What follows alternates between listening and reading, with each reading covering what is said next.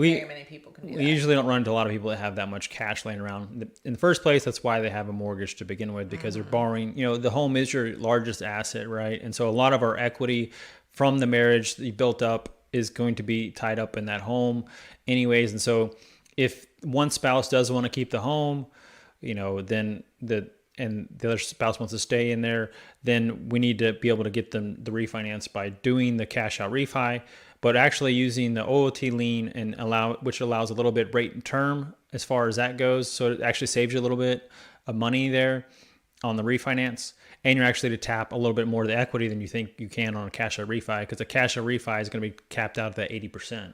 When OLT, you can go up to 95.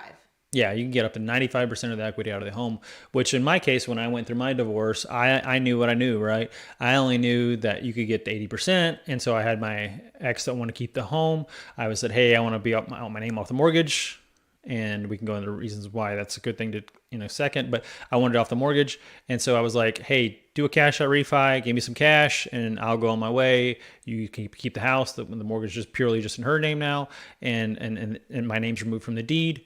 And then I'm able to walk away without, my name still tied to that mortgage. So even though you didn't take out the max that you could have and you walked away from money on the table, your name was off of the note. So if she would have not continued paying, your name was off, so you were free and clear. Exactly. So I made sure that those mortgage payments were being made until it was fully refinanced too. So that's some things we run into is people that stop paying the mortgage when they're going through temporary orders or they're thinking about divorce, like, oh, it doesn't matter anyways. Well, yes, it does. We aren't attorneys, but we are divorce real estate experts, and we see this all the time in our consulting calls that we have. So sometimes, like I said, it is suggested that you do a deed of trust to secure the assumption, because they're like, well, you can't force someone to refinance, and you can assume the loan, but it doesn't remove them from the note, correct?